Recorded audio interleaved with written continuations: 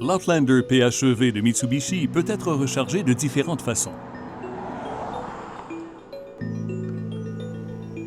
Vous pouvez le recharger à la maison à l'aide d'un chargeur spécifique installé par un professionnel.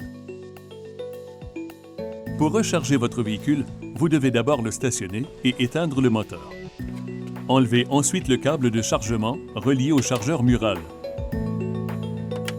Puis branchez-le au port de chargement gauche qui s'allume pour vous simplifier la tâche.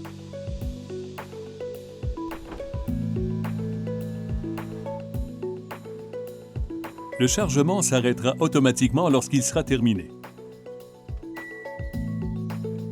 Vous pouvez arrêter le chargement à tout moment en débranchant le connecteur du port de chargement et en le replaçant sur le support du chargeur mural. Vous pouvez également utiliser une prise ordinaire pour charger votre véhicule à la maison. Le véhicule est doté d'un câble de chargement rangé sous le compartiment.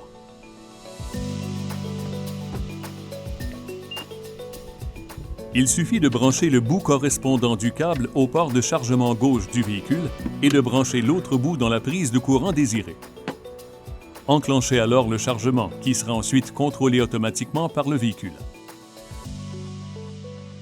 Lors du chargement, un voyant rouge s'allumera au tableau de bord pour indiquer que le chargement est en cours. Vous pouvez aussi arrêter le chargement à tout moment en débranchant le connecteur et en replaçant le câble de chargement dans son compartiment.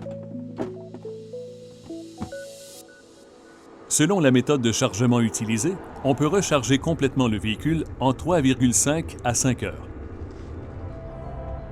De plus, le véhicule peut être chargé à l'aide d'une borne de recharge rapide publique. Le véhicule doit être stationné et le commutateur d'allumage doit être en position off pour que la recharge commence.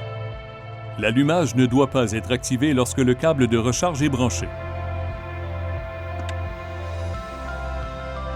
Il suffit de glisser votre carte d'accès, puis de retirer le connecteur de recharge rapide et le brancher dans le port de recharge rapide de droite du véhicule.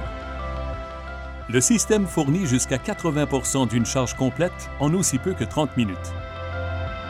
Au cours de ce processus, le système de climatisation peut s'activer automatiquement pour offrir du refroidissement supplémentaire à la batterie. Cela est normal et ne devrait pas vous alarmer.